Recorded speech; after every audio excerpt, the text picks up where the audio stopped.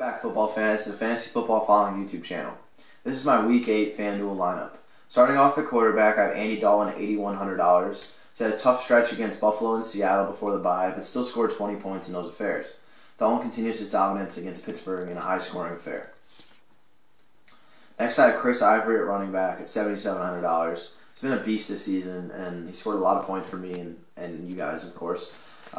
He's only scored 12.3 points in the last performance against the Pats, and he missed a lot of playing time in that game, and he was in and out with a hamstring injury, and he says that he's okay now and the hamstring is past him, so we'll see what happens. But honestly, I think he doubles that performance this week, and he can score over 20 points, no doubt.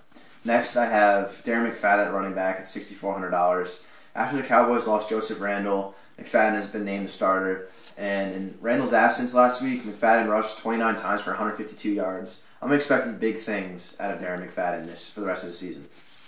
Next, I have A.J. Green at $8,200. Dalton's been spreading the ball around a lot this season, which hasn't been very good for Green.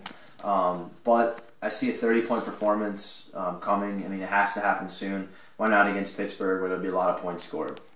Next, I have Brandon Marshall at $8,300. It's been a tough week last week against the Pats, scoring just 8.7 points. This is a guy who before last week had 15-plus points in every single game that he's played this season. I expect a bounce-back performance against Oakland. Next, I have Tavon Austin at $5,300. With the emergence of Todd Gurley, Austin has been able to move all over the field with defenses loading up on Gurley.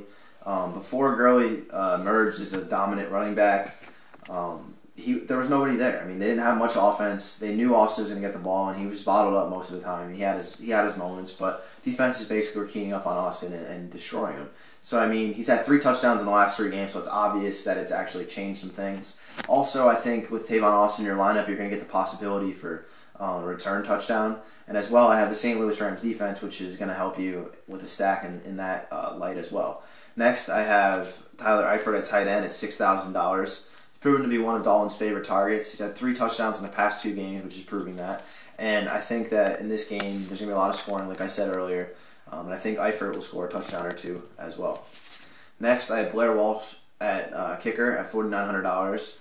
He scored 20 points last week and 12 the week before. He could have the opportunity to score a lot of points this week because the Chicago Vikings game could be a high-scoring event depending on how the Vikings offense shows up this week. They've been consistent of late, so who knows. Next, I have the St. Louis Rams defense at $5,100. They're playing San Francisco, which is a no-brainer here. 3 out of San Francisco's last 7 games, or out of their all 7 games, they've scored 7 or less points in those games. That's terrible. It's a tough place for improvement in St. Louis, and I don't see San Francisco scoring many points this week. That concludes my FanDuel lineup for this week. Please subscribe to the channel by clicking the link below. Also, follow me on Twitter by clicking the link in this video. Also, I hope you have a great Week 8 and a great Halloween. Thanks and good luck.